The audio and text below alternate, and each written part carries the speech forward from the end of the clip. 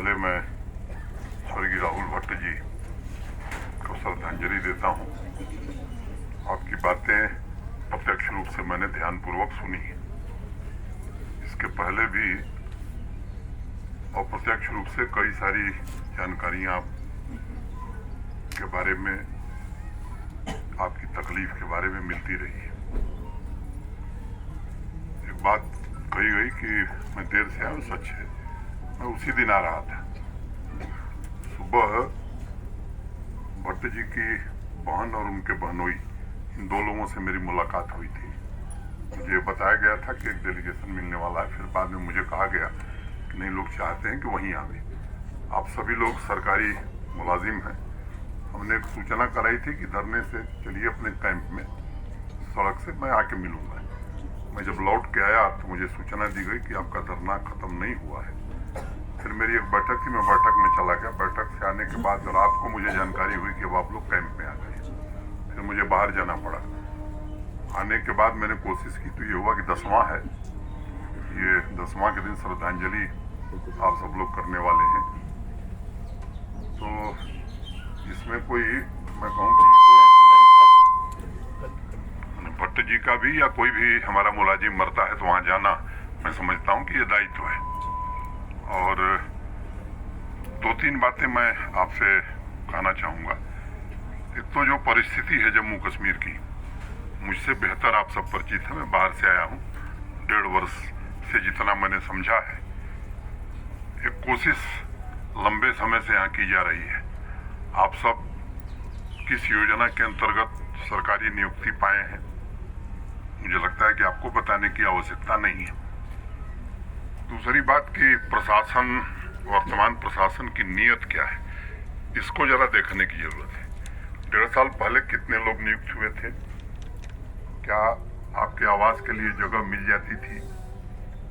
ठीक है, मैं मानता हूं कि थोड़ी देर लग रही है आपको, लेकिन इतना मैं कह सकता हूं कि ईमानदारी से ये नियत रही है कि जो पद थे वो भरे जाएं, स्थान चिन्हित किए जाएं, घर बनाए जाएं। और मुझे लगता है कि उसका ही परिणाम है कि लगभग सारे पद, कुछ को छोड़ करके जिनमें छोटे मोटे लिटिगेशन है, भर दिए गए। और जो मकान बनने थे उनकी भी जगह चिन्हित हो गई है। कुछ बन रहे हैं, कुछ अंतिम चरण में है।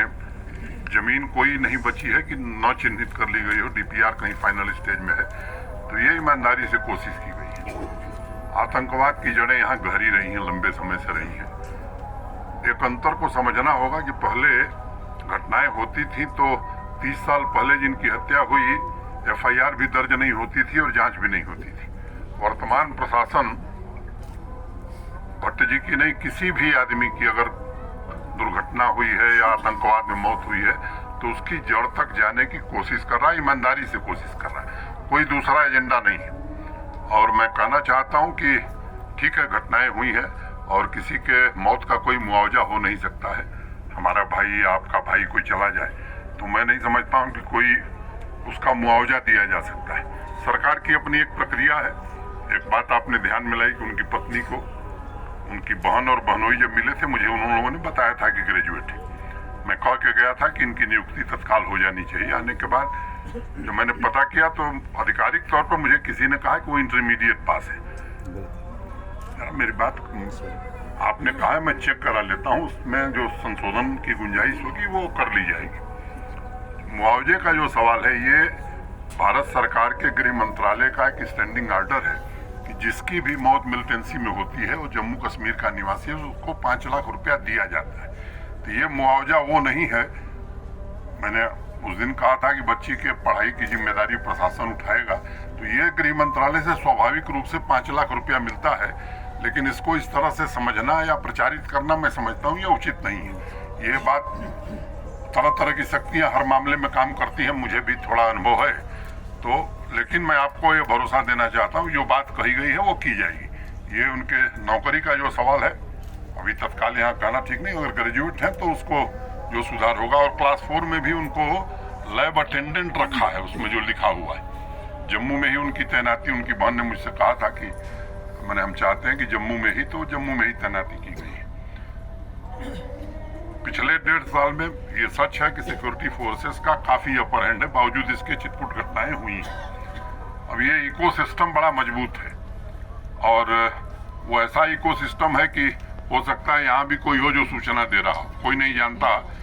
परछाई पर भी यहाँ संदेह किया जा सकता है, लेकिन मैं ये आपसे नहीं कह सकता कि कोई घटना नहीं होगी, कोशिश हम जरूर कर रहे हैं। लेकिन केवल वो लोग जो बंदूक चला करके लोगों की जान ले रहे हैं, ये हमारे टारगेट नहीं है। वे तमाम लोग हैं जो इस पूरे इकोसिस्टम को चला रहे हैं और इसमें किसी को संदेह नहीं होना चाहिए कि उसको जब तक नस्तनाबूद नहीं किया जाएगा हम लोग भी चैन से नहीं रहने वाले, क्योंकि ये आतंकवाद बहुत झेल लिया लोगों ने, बहुत निरपराध लोगों का खून बहा है। अब किसी निरपराध का खून बहे, मैं समझता हूँ ये गवारा नहीं होना चाहिए और इसके लिए कृत संकल्पित हैं हम लोग।